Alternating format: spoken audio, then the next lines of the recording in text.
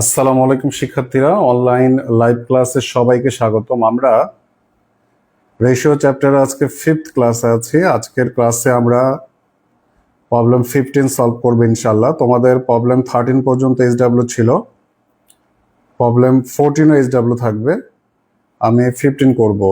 এই প্রবলেম 15 এটা 7 কলেজে 2020 সালে আসছিল। লাইভ ক্লাসে সবাইকে স্বাগতম। আমরা রেশিও চ্যাপ্টার আজকে 5th ক্লাসে আছি। আজকের ক্লাসে আমরা কোশ্চেনটা একটু পড়ে নেই। কোশ্চেনে কি কি বলা আছে? অ্যাকাউন্টস টাইটেল দেওয়া আছে, হিসাবের তালিকা দেওয়া আছে 2019-20 সালের টাকা দেওয়া আছে। টাকা ইন থাউজেন্ড, মানে টাকাগুলো সব হাজারে আছে, মানে প্রত্যেকটা অ্যামাউন্টের সাথে 3টা করে শূন্য যোগ হবে। এটা তোমাকে করা লাগবে না, মানে এই যে ক্যাশ 200 আছে না, এখানে তোমাকে ইন থাউজেন্ড মানে তোমাকে 3টা শূন্য অ্যাড আছে, এটা বোঝাচ্ছে। তোমাকে কিছু করা লাগবে না, 3টা শূন্য অ্যাড আছে, এটা বোঝাচ্ছে। এরপর 2020-21 এটাও টাকা ইন থাউজেন্ড, অর্থাৎ অ্যামাউন্ট গুলো সাথে 3টা করে শূন্য অ্যাড হবে, অ্যাড আছে, এটা বোঝাচ্ছে আর কি। তাহলে এখানে 2 বছরের তথ্য, একটা 19-20 মানে একটা 20 সাল, একটা হচ্ছে 20-21 মানে 21 সাল, 2 বছরের তথ্য। ক্যাশ, কারেন্ট অ্যাসেট, চলতি সম্পদ, সানডে ডেটার্স, বিবিধ দেনাদার, এটাও কারেন্ট অ্যাসেট, চলতি সম্পদ। টেম্পোরারি ইনভেস্টমেন্ট, কারেন্ট অ্যাসেট, চলতি সম্পদ। স্টক, মজুদ, কারেন্ট অ্যাসেট, চলতি সম্পদ। প্রিপেইড এক্সপেন্স, অগ্রিম খরচ, কারেন্ট অ্যাসেট, চলতি সম্পদ। এরপর কারেন্ট লাইবিলিটিস দেওয়া আছে, কারেন্ট লাইবিলিটিস একটাই দেওয়া আছে 15% ডিবেঞ্চার, এটা লং টার্ম লাইবিলিটি, আবার এটা ফিক্সড কস্ট বিয়ারিং সিকিউরিটিজ বলতে পারো। 15% ডিবেঞ্চার, এটা লং টার্ম লাইবিলিটি, এটাকে ফিক্সড কস্ট বিয়ারিং সিকিউরিটিজ বলতে পারো। ইকুইটি শেয়ার ক্যাপিটাল আছে, রিটেন আর্নিং আছে। Equity share capital, retained earning, এই দুইটা হচ্ছে share holder fund.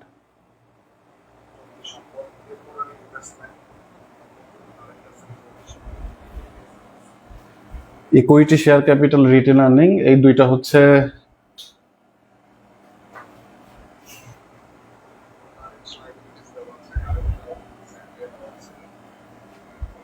Share holder fund বা ইকুইটি ফান্ড। এরপরে statement of profit in date March 31, 2021, March 31, 2021 সালে প্রফিট স্টেটমেন্ট দেওয়া আছে। প্রফিট স্টেটমেন্ট দেওয়া আছে বলতে ইনকাম স্টেটমেন্ট দেওয়া আছে।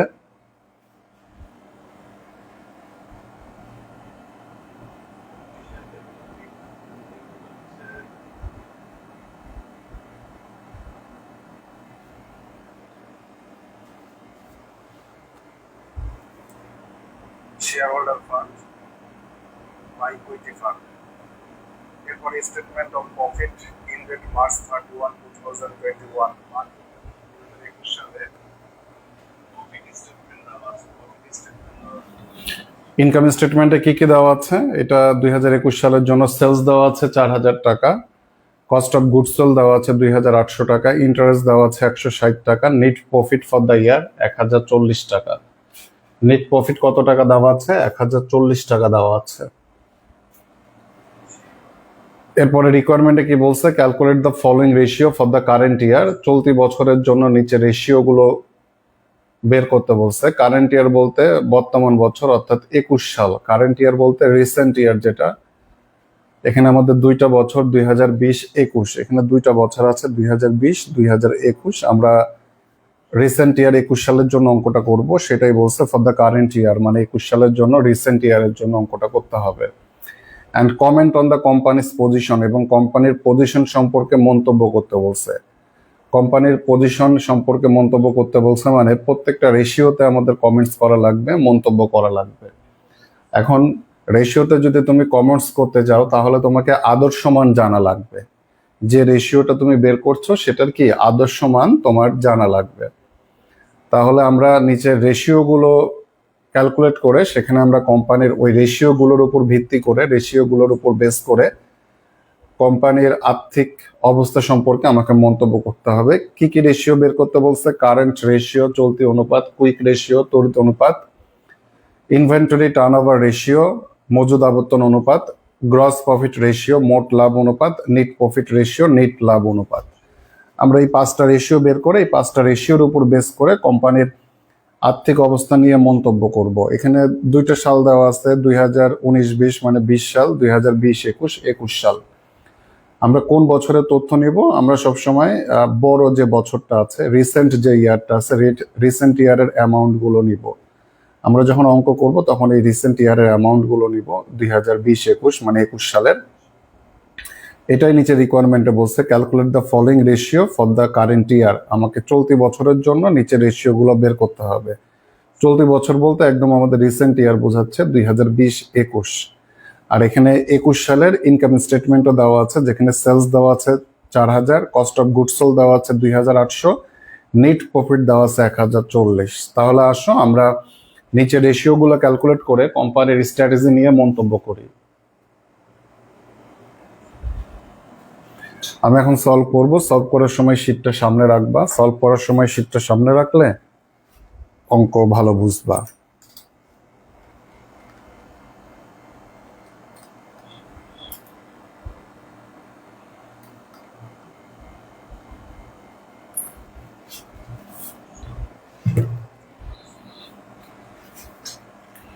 Problem 15.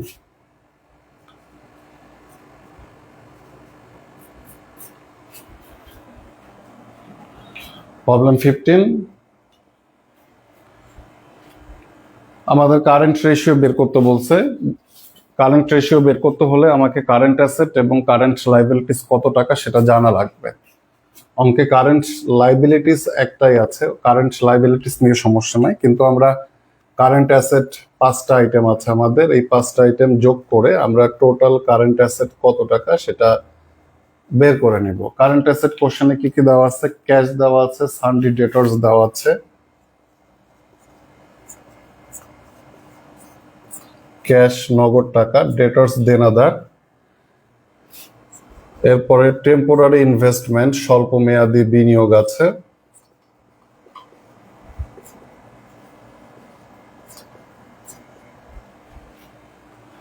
এরপরে হচ্ছে স্টক আছে, প্রিপেড এক্সপেন্স আছে।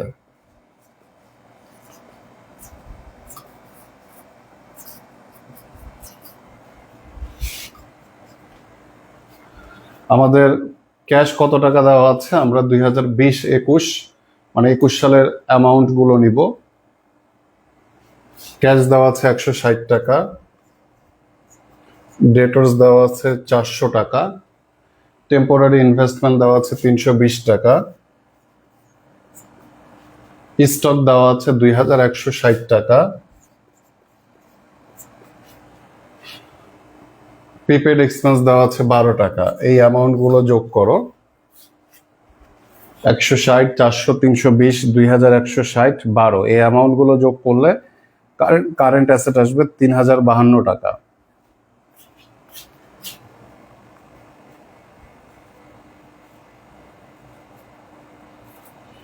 কারেন্ট অ্যাসেট বের করে ফেললাম। আর আমাদের শেয়ার হোল্ডার ফান্ডের 2টা আইটেম আছে, ইকুইটি ক্যাপিটাল মানে সাধারণ শেয়ার, আর রিটেন আর্নিং সংরক্ষিত আয়। তবে অঙ্কে যে রেশিও গুলো বের করতে বলছে, এখানে শেয়ার হোল্ডার ফান্ড বের করার কোনো দরকার নাই। আমার শেয়ার হোল্ডার ফান্ড আমাদের সূত্রে কোনো কাজে লাগবে না, শেয়ার হোল্ডার ফান্ডের জন্য কোনো সূত্র নাই। আমরা এখন মান বের করব এবং কমেন্টস করব। আমাকে প্রথমে কারেন্ট রেশিও বের করতে বলছে, চলতি অনুপাত। কারেন্ট রেশিও বের করার সূত্র কি? Current asset divided by current liabilities.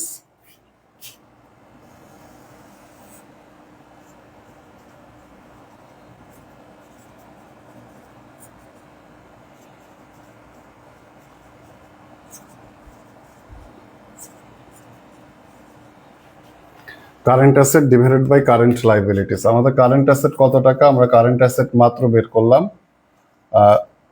3052 টাকা। আর কারেন্ট লাইবিলিটিস কয় টাকা আছে? কারেন্ট লাইবিলিটিস কোশ্চেনে দেওয়া আছে 800 টাকা। তাহলে এখানে রেশিও আসবে কত? এখানে আমাদের রেশিও আসবে হচ্ছে 3.8:1।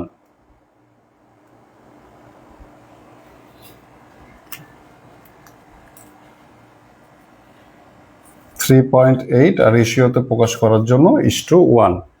এখন আমরা কি করব, এখন আমরা কমেন্টস করব। কমেন্টস করার সময় আগে তোমার আদর্শ মানটা লিখতে হবে, যে কারেন্ট রেশিও চলতি অনুপাতের আদর্শ মান কত। কারেন্ট রেশিও স্ট্যান্ডার্ড ইজ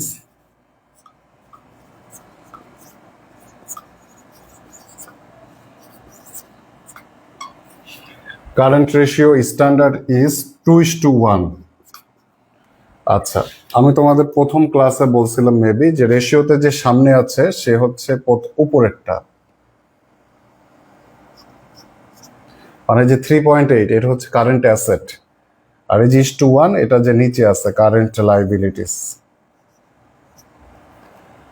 আচ্ছা, এটার মানে হচ্ছে আমাদের যে রেশিওটা আসছে চলতি অনুপাত, এটার যা বোঝাচ্ছে সেটা হচ্ছে 1 টাকা চলতি দায় পরিশোধের জন্য 3 টাকা 80 পয়সার চলতি সম্পদ আছে।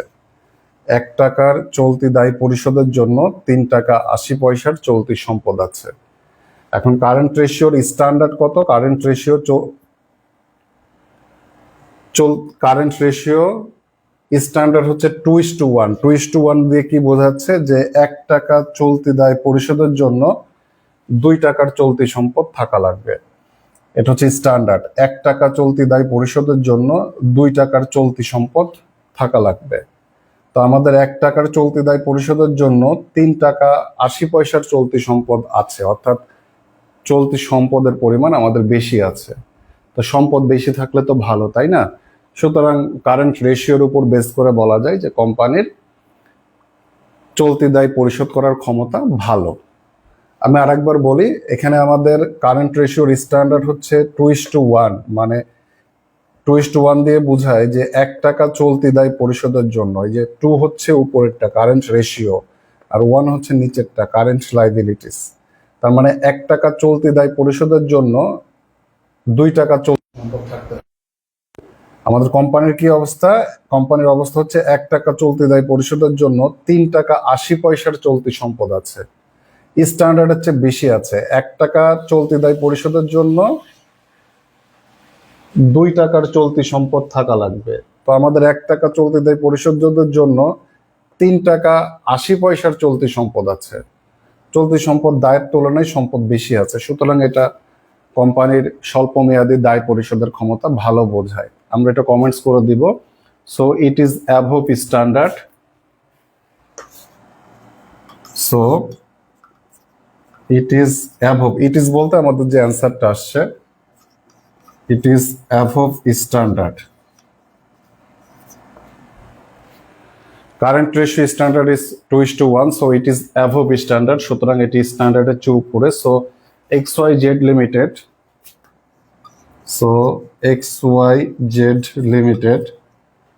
XYZ limited short term payability is good.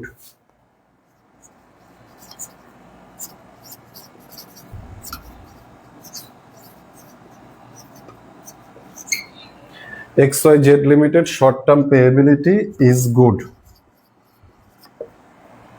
যে XYZ লিমিটেডের স্বল্প মেয়াদী দায় পরিশোধের ক্ষমতা ভালো।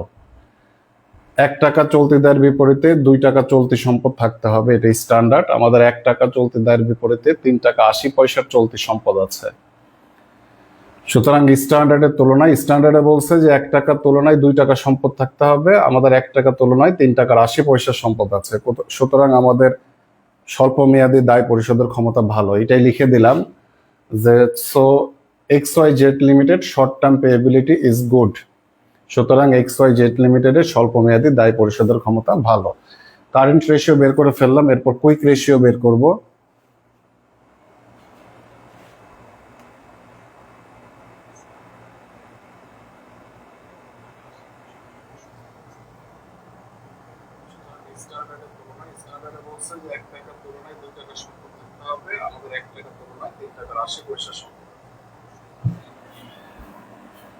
মরিয়ম, আপনি কি ক্লাস করতেছেন? আমি যে কথা বলতেছি, কোথাও কি আটকায় যাচ্ছে বা সাউন্ডে কোনো সমস্যা আছে একটু কমেন্টস করে জানাবেন তো। আমি একটু প্রথম থেকে কনফিউজড আজকে।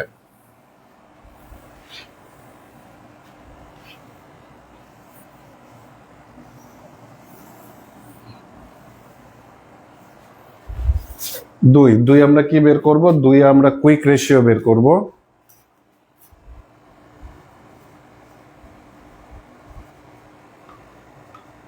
তড়িৎ অনুপাত। কুইক রেশিও বের করার সূত্র হচ্ছে quick asset divided by quick liabilities.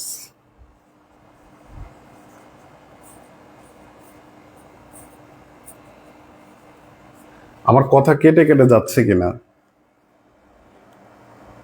একটু মরিয়ম একটু কমেন্টস করে জানাবেন। Quick liabilities, quick asset divided by quick liabilities, এটা খেয়াল করতে গিয়ে আমি ক্লাসটাও শান্তি মতো নিতে পারতেছি না। এটা ক্লাস নষ্ট হওয়া মানে 2 দিন লস। তো কুইক অ্যাসেট কিভাবে আসবে? কারেন্ট অ্যাসেট থেকে ইনভেন্টরি আর প্রিপেড এক্সপেন্স মাইনাস করলে আসবে। আমরা সিএ কারেন্ট অ্যাসেট থেকে ইনভেন্টরি, কারেন্ট অ্যাসেটটা শর্টকাটে লিখলাম, কারেন্ট অ্যাসেট থেকে ইনভেন্টরি আর প্রিপেড এক্সপেন্স মাইনাস করব। আর কুইক লাইবিলিটি কিভাবে আসবে? কারেন্ট লাইবিলিটি থেকে ব্যাংক ওভারড্রাফট মাইনাস করব। তো কারেন্ট অ্যাসেট আমরা বের করছি ওয়ার্কিংস করে। আমাদের কারেন্ট অ্যাসেট কয় টাকা আসছিল? 3052 টাকা।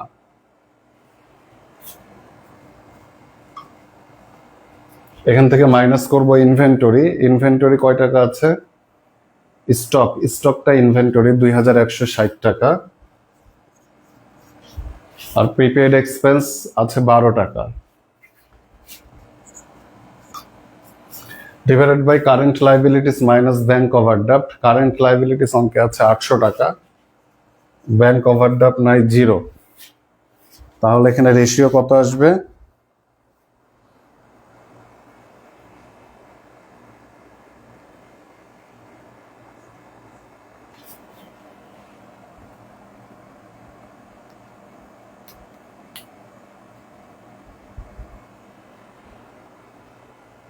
এটা আমাকে একটু ক্যালকুলেট করে দেখা লাগবে, একটু ওয়েট করো।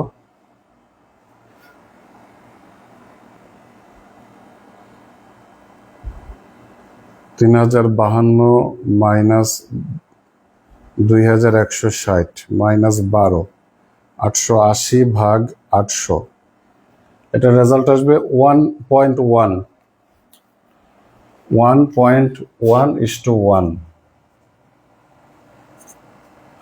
এটার মানে হচ্ছে 1 টাকার এই যে সামনে যে আছে সে হচ্ছে উপরেরটা, আর নিচে যে আছে সে হচ্ছে পরেরটা। এটার মানে হচ্ছে 1 টাকার তড়িৎ দায় পরিশোধের জন্য 1 টাকা 10 পয়সার তড়িৎ সম্পদ আছে। 1 টাকার তড়িৎ দায় পরিশোধের জন্য 1 টাকার 10 পয়সার তড়িৎ সম্পদ আছে। তাহলে আমরা দেখি এটার স্ট্যান্ডার্ড কি। Comments.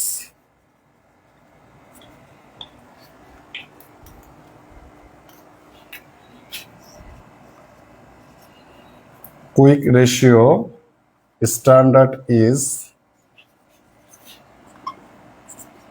1:1.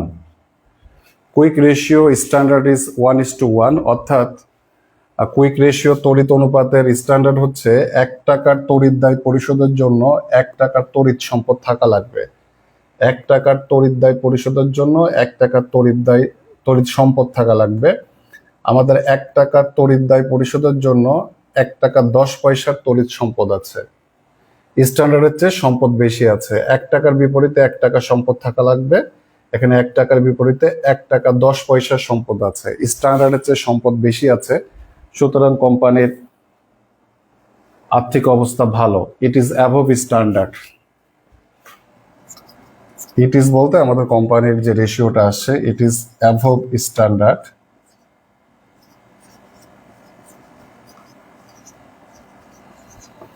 It is above standard, so XYZ is in good condition.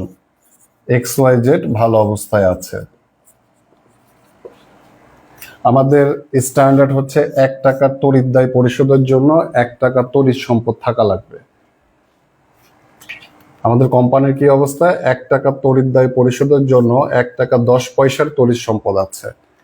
এখানে 1 টাকার তড়িৎ সম্পদ থাকলেই হতো, এখানে 1 টাকা 10 পয়সার তড়িৎ সম্পদ আছে, স্ট্যান্ডার্ড চেয়ে বেশি আছে। তো সম্পদ বেশি থাকা তো ভালো, তাই না? সুতরাং XYZ এর কন্ডিশন ভালো।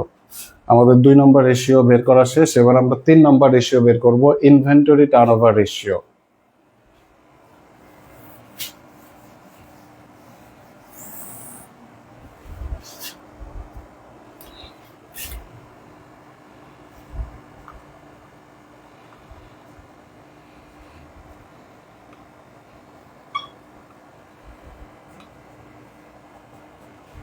ইনভেন্টরি টার্নওভার রেশিও, আমরা কি জানি, যার টার্নওভার বের করতে বলছে সে নিচে বসে। ইনভেন্টরি টার্নওভার বের করতে বলছে, সুতরাং ইনভেন্টরি নিচে বসবে। ইনভেন্টরির সাথে রিলেটেড কে?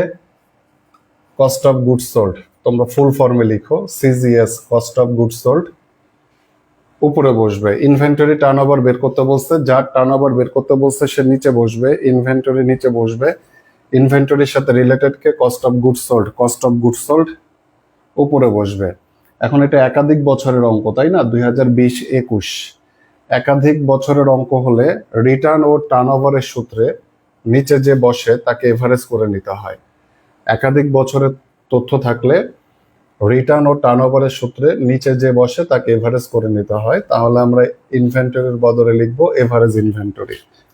এবার মান বসাও। কস্ট অফ গুডস সোল্ড আমাদের নিচে, অঙ্কের নিচে যে ইনকাম স্টেটমেন্ট আছে ওখানে কস্ট অফ গুডস সোল্ড দেওয়া আছে 2800 টাকা। ইনভেন্টরিটা এভারেজ করে নিতে হবে, দুইটা বছর যোগ করে 2 দিয়ে ভাগ করতে হবে।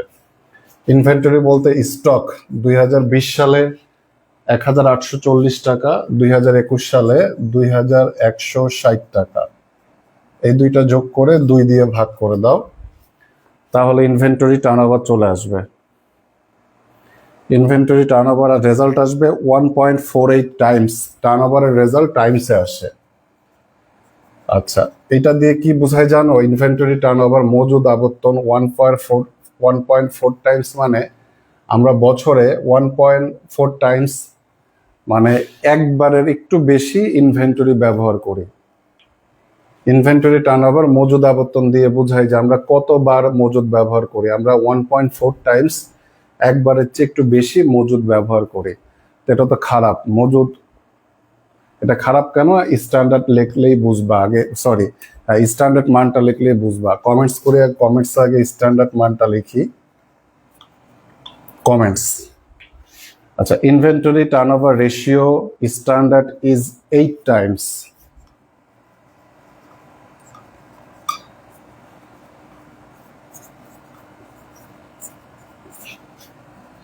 Inventory turnover ratio standard is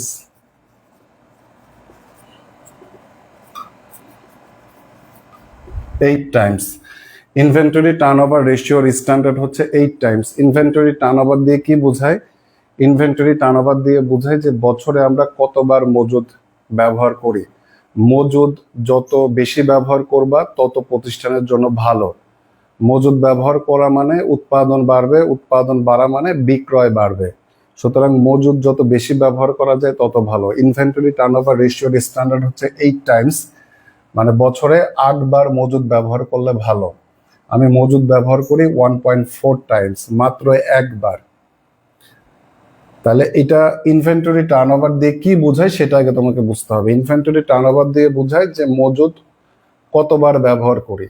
তো মজুদ যত ব্যবহার করবা তত তোমার জন্য ভালো। এটার স্ট্যান্ডার্ড হচ্ছে 8 টাইমস। মজুদ 8 বার ব্যবহার করলে ভালো, মানে কমপক্ষে 8 বার। এটা হচ্ছে বেশি হলে তো মজুদ যত বেশি ব্যবহার করবা তত ভালো, এটা হচ্ছে বেশি ব্যবহার করলে তো আরো ভালো। আর আমি স্ট্যান্ডার্ডের চেয়ে কম ব্যবহার করি। কম বলতে অনেক কম, 1.4 টাইমস, মাত্র একবার। তার মানে আমার এই দিক থেকে আমাদের কোম্পানির কি, এদিক দিয়ে আমাদের কোম্পানি এই মজুদ ব্যবহারে কি দক্ষ না। এটা কমেন্টস করে লিখে দিতে হবে, it is below standard.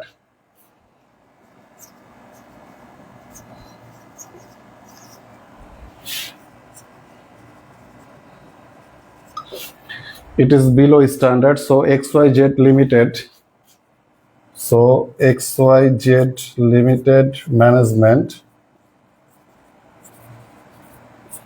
so XYZ Limited Management is not efficient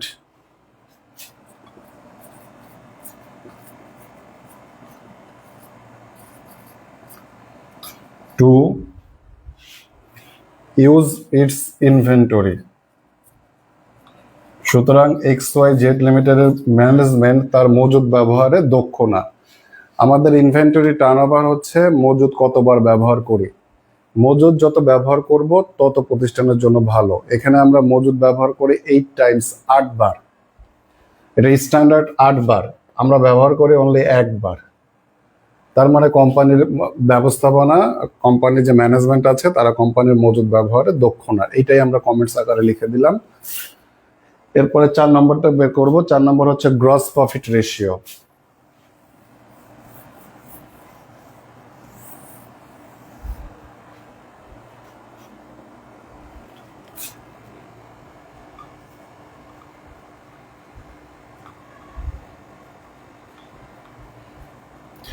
gross profit income স্টেটমেন্টের আইটেম। ইনকাম স্টেটমেন্টের কোনো আইটেমের রেশিও বের করতে বললে তাকে নিট সেলস দ্বারা ভাগ করতে হয়। গ্রস প্রফিট রেশিও বের করতে বলছে, আমরা গ্রস প্রফিটকে নিট সেলস দ্বারা ভাগ করব। তাহলে আমাদের অঙ্কে গ্রস প্রফিট কয় টাকা দেওয়া আছে? আমাদের অঙ্কে গ্রস প্রফিট দেওয়া নাই, কিন্তু গ্রস প্রফিট বের করা যাবে। গ্রস প্রফিট দেওয়া নাই, আমরা যদি সেলস থেকে কস্ট অফ গুডস সোল্ডটা বাদ দিয়ে দেই তাহলে গ্রস প্রফিট আসবে। সেলস থেকে কস্ট অফ গুডস সোল্ড বাদ দিলে গ্রস প্রফিট আসবে ডিভাইডেড বাই নিট সেলস। তাহলে সেলস অঙ্কে কয় টাকা দেওয়া আছে? সেলস অঙ্কে দেওয়া আছে 4000 টাকা, আর কস্ট অফ গুডস সোল্ড দেওয়া আছে 2800 টাকা। সুতরাং সেলস থেকে কস্ট অফ গুডস সোল্ড বাদ দিলে গ্রস প্রফিট আসবে 1200 টাকা, তাই না?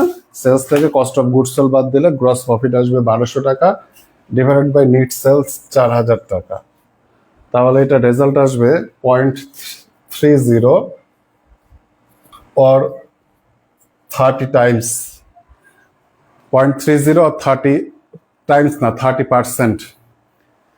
যে রেশিওগুলো নিট সেলস দ্বারা ভাগ হয় সেগুলো রেজাল্ট পার্সেন্টেজে আসে, বা ইনকাম স্টেটমেন্টের রেশিওগুলোর রেজাল্ট, ইনকাম স্টেটমেন্টের আইটেমের রেশিওগুলোর রেজাল্ট কিসে আসে? পার্সেন্টেজে আসে।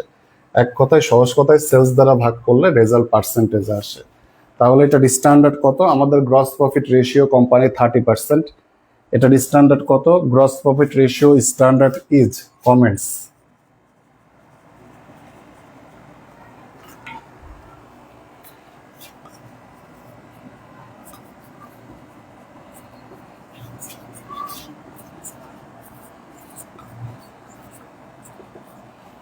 Gross profit ratio standard is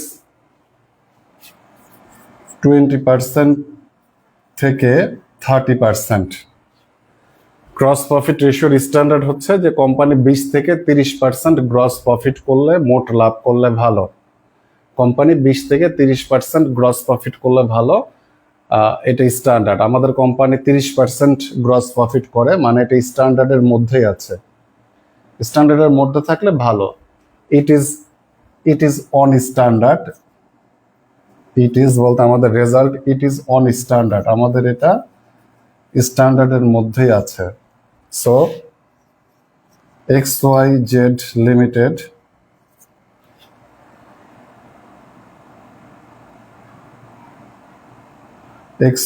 limited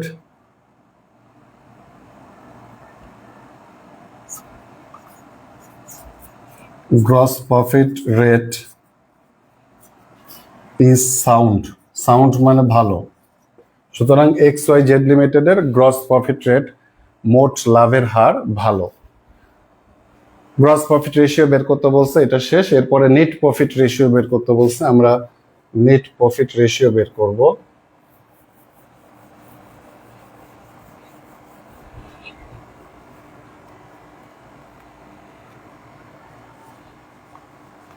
net profit ratio কিভাবে বের করবা? নেট প্রফিট, এটা ইনকাম স্টেটমেন্টের আইটেম। ইনকাম স্টেটমেন্টের কোন আইটেমের রেশিও বের করতে বললে তাকে সেলস দ্বারা ভাগ করতে হয়। আমরা নেট প্রফিটকে সেলস দ্বারা ভাগ করব। নেট প্রফিট কত টাকা? নেট প্রফিট হচ্ছে 1040 টাকা। আর নেট সেলস কত টাকা? নেট সেলস হচ্ছে 4000 টাকা। এটার রেজাল্ট আসবে 0.26 অর্থাৎ 26%।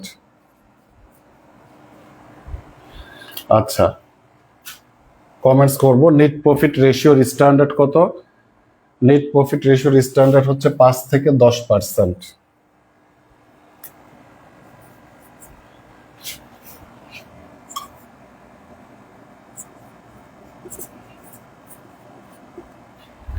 নেট প্রফিট রেশিওর স্ট্যান্ডার্ড হচ্ছে 5% থেকে 10%। তো আমাদের ইট ইজ অ্যাভব স্ট্যান্ডার্ড। আমাদের নেট প্রফিট রেশিও হচ্ছে কোম্পানির 26%, আর এটার স্ট্যান্ডার্ড হচ্ছে 5 থেকে 10।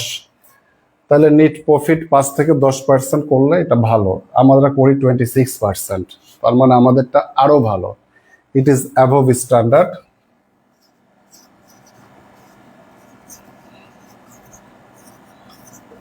It is above standard. So XYZ Limited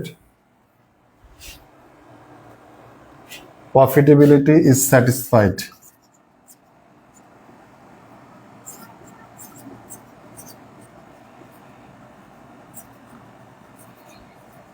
সুতরাং XYZ লিমিটেডের প্রফিটেবিলিটি মানে মুনাফা সন্তোষজনক।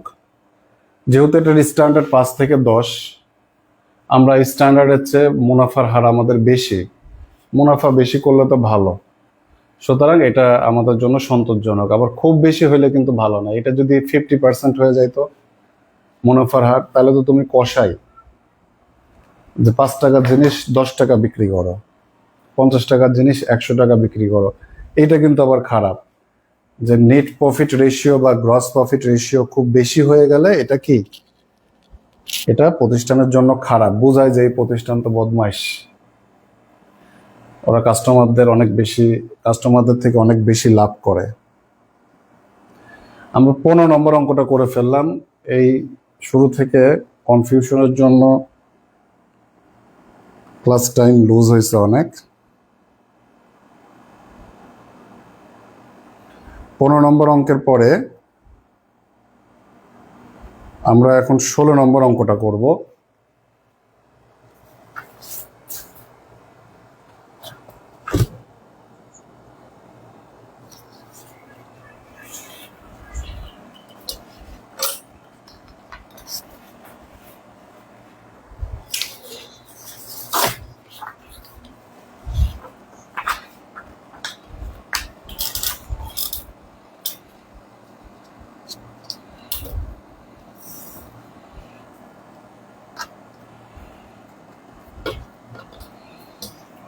ষোলো নম্বর অঙ্ক করার আগে বোর্ডটা একটু মুছে দেই।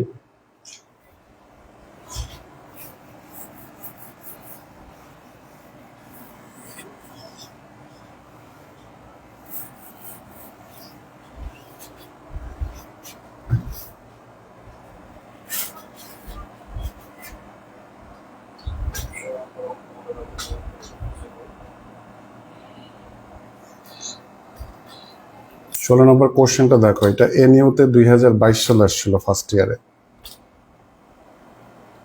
প্রত্যেকটা অঙ্কে কিছু না কিছু শেখার আছে।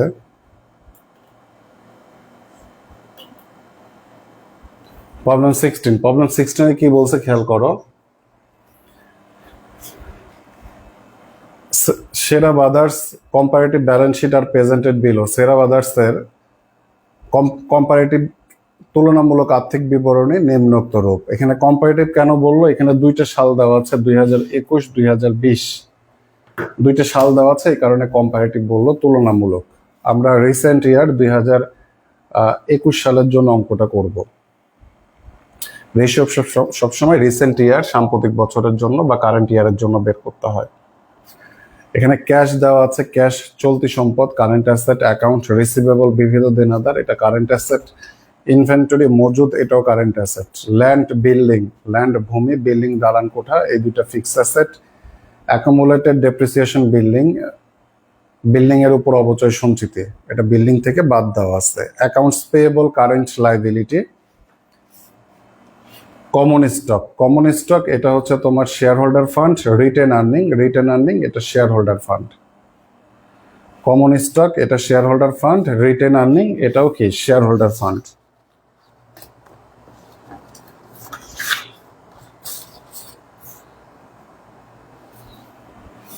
এখন এখানে একটু খেয়াল করে দেখো তো, কমন স্টকের পাশে বলা আছে টাকা 10 ইচ, এক একটা শেয়ারের দাম 10 টাকা, এক একটা শেয়ারের দাম 10 টাকা, আর মোট শেয়ার আছে ৭৫,০০০ টাকার।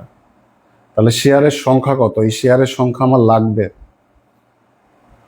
টাকা 10 ইচ, মানে এক একটা শেয়ারের দাম 10 টাকা, আর মোট শেয়ার আছে ৭৫,০০০ টাকার। তো শেয়ারের সংখ্যা কিভাবে বের করবা? এই শেয়ারের মূল্য ৭৫,০০০ টাকাকে এক একটা শেয়ারের দাম 10 টাকা দিয়ে ভাগ করলে শেয়ারের সংখ্যা আসবে ৭৫০০। শেয়ারের যে মূল্য ৭৫,০০০ টাকাকে এক একটা শেয়ারের দাম 10 টাকা দিয়ে ভাগ করলে শেয়ারের সংখ্যা আসবে ৭৫০০, নাম্বার অফ শেয়ার আসবে ৭৫০০। এটা আমার সূত্রে লাগবে। এরপরে নিচে সেরা ইনকাম স্টেটমেন্ট, সেরার ইনকাম স্টেটমেন্টে নিট সেলস আছে ১,২০,০০০ টাকা। সেরার ইনকাম স্টেটমেন্টে নিট সেলস আছে কত? ১,২০,০০০। এখানে প্রফিট একটু ঝামেলা করে দিচ্ছে। প্রফিটটা বলছে 25% অন কস্ট, প্রফিটটা কস্টের উপর 25%। তো কস্ট তো আমাদের অঙ্কের মধ্যে দেওয়া নেই, কস্ট কি অঙ্কের মধ্যে দেওয়া আছে? এরপরে নেট ইনকাম দেওয়া আছে ১০,০০০। তাহলে সেলস ১,২০,০০০, নেট ইনকাম ১০,০০০। তো প্রফিটটা কস্টের উপর 25%। তো প্রফিট যদি কস্টের উপর 25% হয়, কস্ট কই? কস্ট তো নাই। তাহলে কি করা যাবে? এখন এভাবে চিন্তা করতে হবে যে প্রফিট কস্টের উপর 25% ধরতে বলছে, তার মানে কস্টের উপর প্রফিট 25% ধরতে বলছে, মানে কস্ট 100%। প্রফিট যার উপর ধরতে বলে সে 100%। প্রফিট অন কস্ট, কস্টের উপরে ধরতে বলছে, তার মানে কস্ট 100%, কস্টের উপর প্রফিট 25%।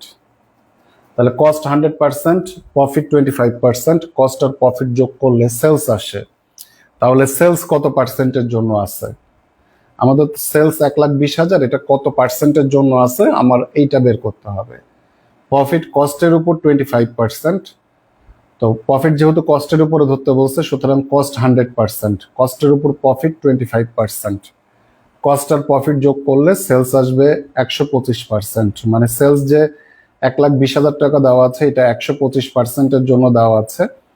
তো ১২৫%-এর জন্য যদি ১,২০,০০০ টাকা হয়, তাহলে 25%-এর জন্য কত বের করা যাবে না?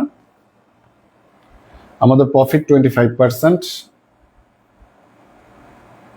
সুতরাং আমরা 25%-এর জন্য প্রফিট কত, এটা আমরা ঐকিক নিয়ম করে বের করতে পারবো। আমি বোর্ডে এটা ডিটেলস আরো বুঝাচ্ছি। রিকোয়ারমেন্টে কি বলছে? রিকোয়ারমেন্টে বলছে কারেন্ট রেশিও বের করো, চলতি অনুপাত profit margin ratio, profit margin ratio মানে প্রফিট রেশিও বের করতে বলছে। Accounts receivable turnover, accounts receivable turnover মানে দেনাদার আবর্তন অনুপাত বের করতে বলছে। আর্নিং পার শেয়ার, আর্নিং পার শেয়ার বের করতে বলছে, ইপিএস বের করতে বলছে। এই সূত্রটা তোমাদের জন্য নতুন। আর ইনভেন্টরি টার্নওভার, মজুদ আবর্তন বের করতে বলছে। এই রেশিওগুলো বের করতে বলছে। আসো আমরা এখন সলভ করি। সলভ করার সময়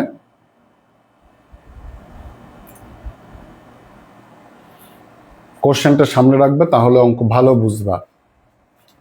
এখানে এই যে ইনভেন্টরি টার্নওভার বের করতে বলছে, ইনভেন্টরি টার্নওভার বের করার সূত্র কি? Cost of goods sold divided by inventory, cost of goods sold divided by inventory. তো কস্ট অফ গুডস সোল্ড অঙ্কের মধ্যে দেওয়া নাই। আমরা যদি সেলস থেকে এই প্রফিটটা মাইনাস করতে পারি, সেলস থেকে যদি প্রফিট 25% মাইনাস করতে পারি, তাহলে কস্ট অফ গুডস সোল্ড আসবে।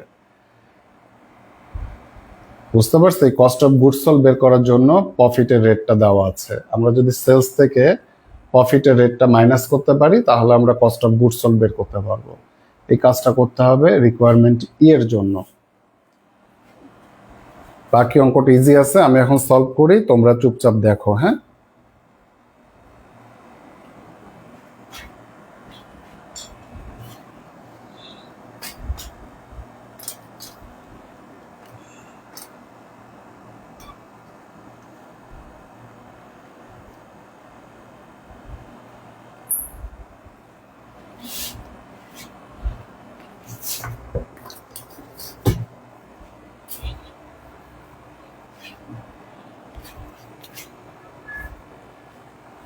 প্রবলেম 16। কারেন্ট রেশিও বের করতে বলছে আমাদের, কারেন্ট রেশিও বের করতে বলছে, তাই আমরা কারেন্ট অ্যাসেটটা আগেই বের করে নিব। কারেন্ট অ্যাসেট আর current liabilities, here current asset equal to চলতি সম্পদ। কি কি দেওয়া আছে কোশ্চেনে? ক্যাশ, অ্যাকাউন্ট রিসিভেবল আর ইনভেন্টরি।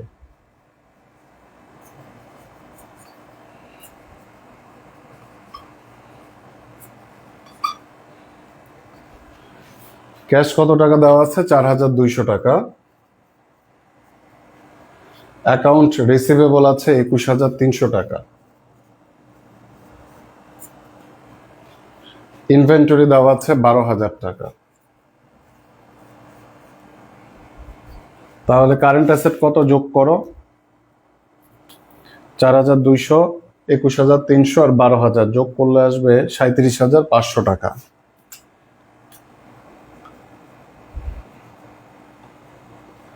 আর কারেন্ট লায়াবিলিটিস অঙ্কের মধ্যে একটাই দেওয়া আছে,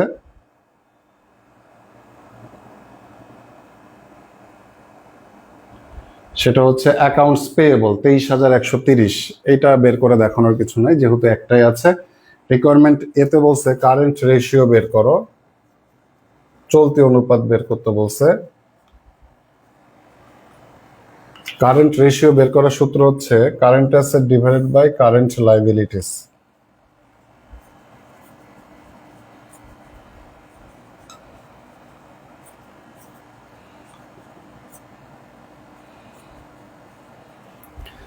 কারেন্ট অ্যাসেট কত টাকা দেওয়া আছে? 37,500 টাকা।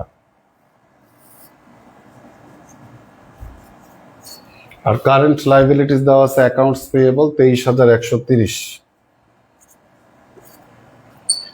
তাহলে কারেন্ট রেশিও কত আসবে? কারেন্ট রেশিও আসবে 1.62। আর রেশিওতে প্রকাশ করার জন্য is/1। কারেন্ট রেশিও বের করে ফেললাম। এরপরে বিতে বলছে profit margin ratio.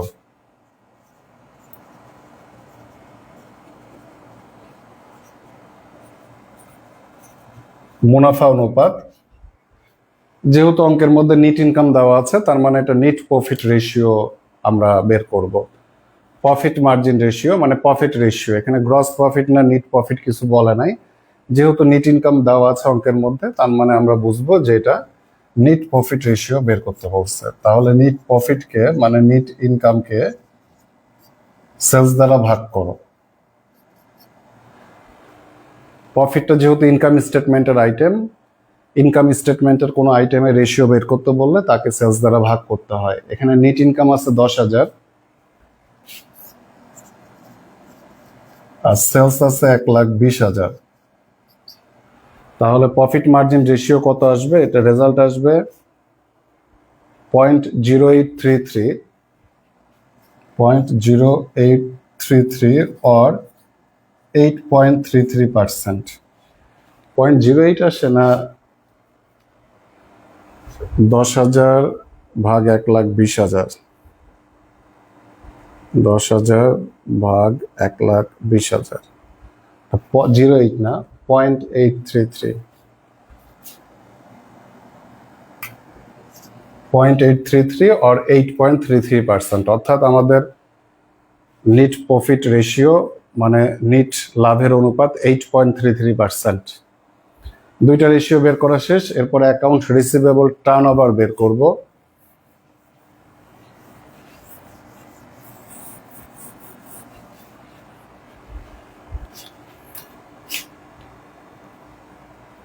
C account receivable turnover মানে বিবিধ দেনাদার আবর্তন অনুপাত। অর্থাৎ আমরা দেনাদারদের কাছ থেকে কতবার টাকা গ্রহণ করি। যার টার্নওভার বের করতে বলছে সে নিচে বসবে, অ্যাকাউন্ট রিসিভেবল নিচে বসবে। অ্যাকাউন্ট রিসিভেবলের সাথে রিলেটেড কে? Net sales. তাহলে নিট সেলস উপরে বসবে। নিট সেলস বা ক্রেডিট সেলস যেটাই থাকুক না কেন, অঙ্কে নিট সেলস দেওয়া আছে, এটাকে আমরা ক্রেডিট সেলস ধরে নিব। তো একাধিক বছরের অঙ্ক, তাই না? 21 সাল আর 20 সাল একাধিক বছরের অঙ্ক। একাধিক বছরের অঙ্কে রিটার্ন ও টার্নওভারের সূত্রের নিচে যে বসে তাকে কি করতে হয়? এভারেজ করে নিতে হয়। সুতরাং আমরা অ্যাকাউন্ট রিসিভেবলকে এভারেজ করে নিব। এখানে নিট সেলস দেওয়া আছে 1,20,000, অ্যাকাউন্ট রিসিভেবল কে এভারেজ করব, 20 সাল আর 21 সালের অ্যাকাউন্ট রিসিভেবল যোগ করে 2 দিয়ে ভাগ করে দিব। 20 সালের অ্যাকাউন্ট রিসিভেবল হচ্ছে 23,700 আর 21 সালের অ্যাকাউন্ট রিসিভেবল হচ্ছে 21,300। এই দুইটা যোগ করে 2 দিয়ে ভাগ করব। তাহলে এখানে অ্যাকাউন্ট রিসিভেবল টার্নওভার আসবে 5.33 টাইমস।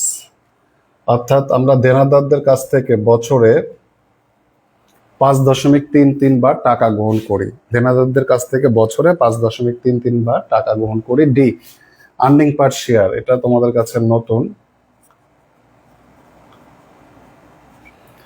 আর্নিং পার শেয়ার ইপিএস বের করতে বলছে। আর্নিং পার শেয়ার বের করার সূত্র হচ্ছে net income divided by share প্রতি আয় কত টাকা। আর্নিং পার শেয়ার দিয়ে বোঝায় শেয়ার প্রতি আয় কত টাকা। এটা কিভাবে বের করবা? নেট ইনকামকে নাম্বার অফ শেয়ার দিয়ে ভাগ করবা। নেট ইনকামকে নাম্বার অফ শেয়ার দিয়ে ভাগ করবা। আমাদের অঙ্কের মধ্যে নাম্বার অফ শেয়ার বের করে দেওয়া নাই, আমরা নাম্বার অফ শেয়ার বের করব। এটা নিয়ে প্রশ্ন বোঝানোর সময় আলোচনা করছিলাম যে শেয়ারের সংখ্যা কিভাবে বের করবা। কমন স্টক হচ্ছে সাধারণ শেয়ার। কমন স্টকের ভ্যালু কত টাকা? কমন স্টকের অ্যামাউন্ট হচ্ছে 75,000 টাকা। আর কমন স্টকের সাথে বকেটে বলা আছে এক একটা শেয়ারের দাম হচ্ছে 10 টাকা। তাহলে মোট শেয়ার 75,000 টাকার, এক একটা শেয়ারের দাম 10 টাকা। এই 75,000 টাকাকে 10 টাকা দিয়ে ভাগ করলে শেয়ারের সংখ্যা আসবে 7,500 শেয়ার। তাহলে নেট ইনকাম আমাদের কোশ্চেনে বের করে দেওয়া আছে 10,000 টাকা আর আমাদের শেয়ারের সংখ্যা হচ্ছে 7,500। তাহলে আমাদের শেয়ার প্রতি আয় কত টাকা? শেয়ার প্রতি আয় হচ্ছে 1.33। আমাদের একটা শেয়ার প্রতি আয় হচ্ছে 1 টাকা 33 পয়সা। একটা শেয়ার প্রতি আমাদের লাভ হচ্ছে 1 টাকা 33 পয়সা। 4টা বের করা শেষ। আবার আমাদের লাস্ট ওয়ানে আছে। লাস্ট ওয়ানে ঝামেলা, ওই যে কস্ট অফ গুডস সোল্ড এর যে ঝামেলা। ইনভেন্টরি টার্নওভার রেশিও বের করতে বলছে।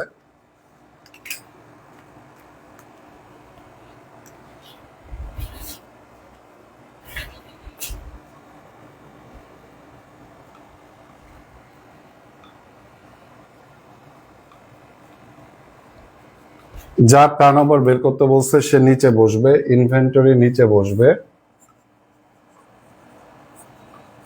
ইনভেন্টরির সাথে রিলেটেড কে? কস্ট অফ গুডস সোল্ড, বিক্রিত পণ্যের ব্যয়। তাহলে কস্ট অফ গুডস সোল্ড উপরে বসবে। যেহেতু একাধিক বছরের অঙ্ক, এই যে রিটার্ন ও টার্নওভারের সূত্রে নিচে যে বসে তাকে কি করতে হয়? এভারেজ করে নিতে হয়। এখন আমাদের অঙ্কের মধ্যে কস্ট অফ গুডস সোল্ড দেওয়া নাই। Here cost of goods sold equal to sales থেকে যদি আমরা গ্রস প্রফিটটা বাদ দিয়ে দেই, সেলস থেকে যদি আমরা গ্রস প্রফিটটা বাদ দিই তাহলে কস্ট অফ গুডস সোল্ড আসবে। সেলস কত টাকা দেওয়া আছে অঙ্কে? সেলস দেওয়া আছে 1,20,000 টাকা।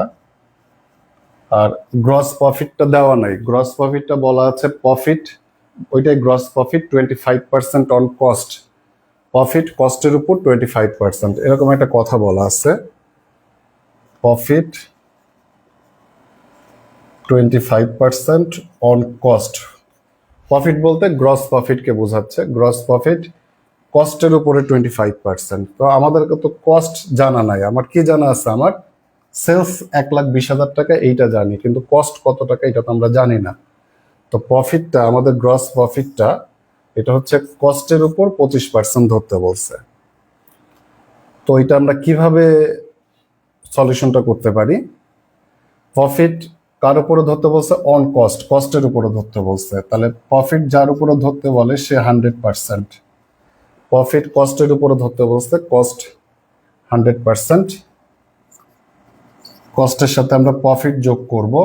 প্রফিট কত পার্সেন্ট? প্রফিট 25%। এখন কস্টের সাথে প্রফিট যোগ করলে সেলস আসে। কস্টের সাথে প্রফিট যোগ করলে সেলস আসে। তাহলে সেলসটা কত পার্সেন্টের জন্য আছে? সেলসটা 125%-এর জন্য আছে। তার মানে আমার অঙ্কে যে সেলস 1,20,000 টাকা দেওয়া আছে, এটা 125%-এর জন্য আছে।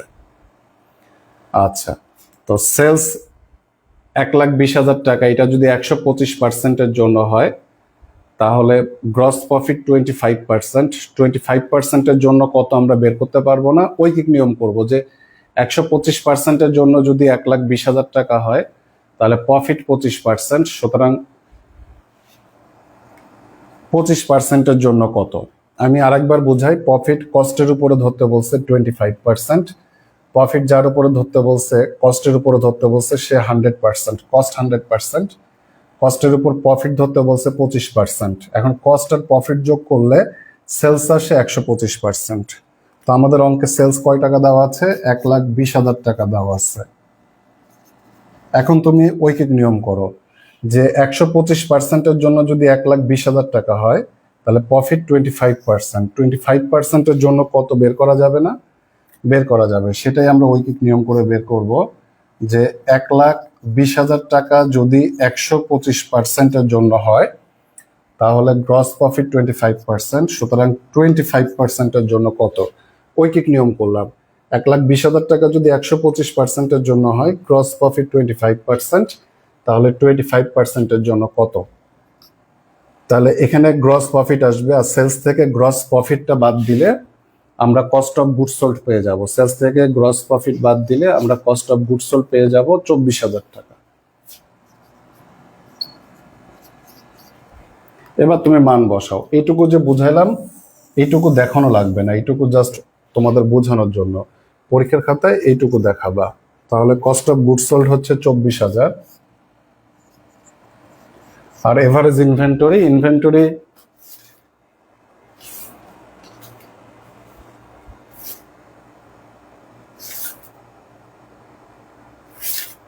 ক্যালকুলেশন কি ভুল হলো? কস্ট অফ গুডস সোল্ড এখানে 96,000, 24,000 না। Cost of goods sold 96,000। আর এভারেজ ইনভেন্টরি দুইটা যোগ করো, 12,000 আর 8,000, দুইটা যোগ করে 2 দিয়ে ভাগ করো, তাহলে এভারেজ ইনভেন্টরি আসবে 10,000 টাকা। তাহলে 96,000-কে 10,000 দিয়ে ভাগ করো, রেজাল্ট আসবে 9.6 টাইমস, 9.6 বার। এটা দিয়ে কি বোঝায়? ইনভেন্টরি টার্নওভার মানে আমরা বছরে মজুদ কতবার ব্যবহার করি। আমরা বছরে 9.6 টাইম মজুদ ব্যবহার করি। এই ছিল আমাদের অঙ্ক 15-16। তো গত ক্লাসে 13 পর্যন্ত তো SW ছিলই, তো আজকের ক্লাসে 15-16 করে দিলাম। তাহলে তুমি SW করবা হচ্ছে 14 SW করবা।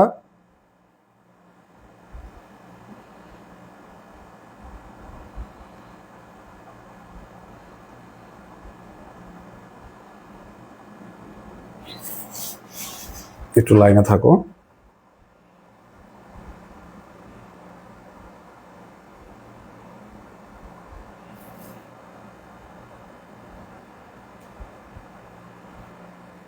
SW করবা, তারপর হচ্ছে 15-16 আমি করে দিলাম, এই দুইটা করবা, 17 SW করবা। তার মানে তুমি 14 থেকে 17 পর্যন্ত SW করবা। আজকের ক্লাস এই পর্যন্ত। ভালো থেকো সবাই, আল্লাহ হাফেজ, আসসালামু আলাইকুম।